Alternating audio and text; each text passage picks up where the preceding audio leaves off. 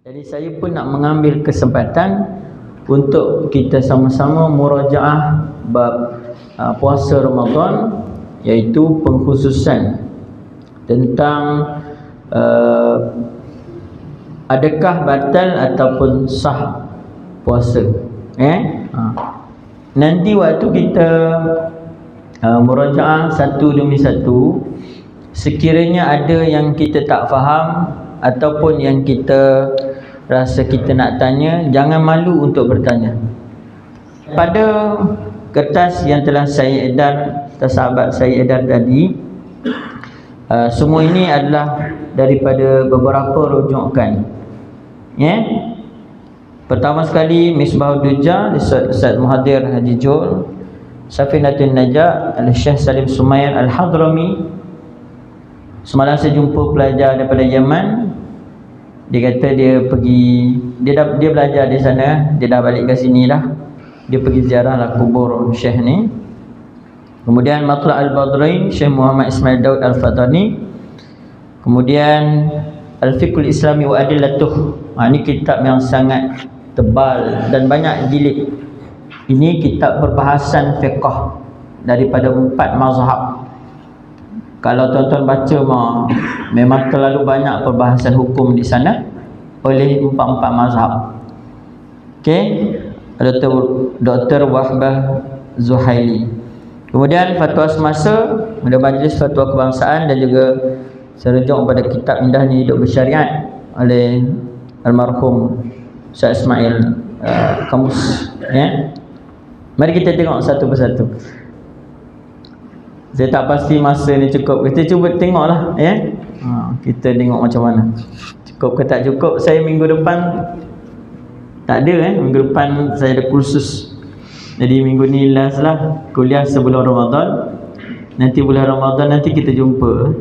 Saya malukan AJK minta saya jadi imam Ramadan juga malam macam ni lah.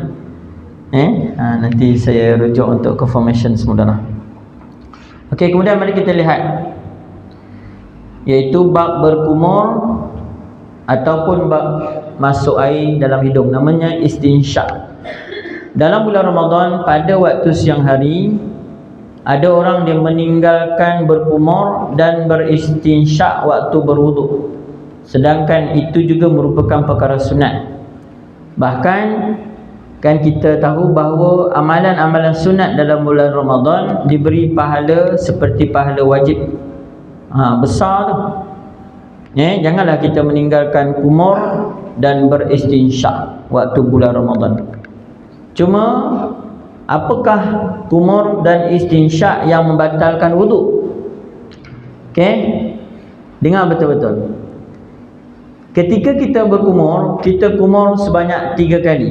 Ini sunat kan? 1, 2, 3. Selama 3 kali atau sebanyak 3 kali itu, kalau kita tertelan, maka tidaklah membatalkan puasa kita. Dengan syarat tertelan, jangan sengaja telan. Macam anak murid saya, dia puasa tapi bila dia ambil wuduk, masuknya banyak. Bila keluar sikit je, mana pergi yang banyak tu? Adalah ustaz. Adalah ustaz. Padahal manalah pergi yang banyak tu. Wallahu a'lam. Hilang ghaib. Ini dalam keadaan tak sengaja.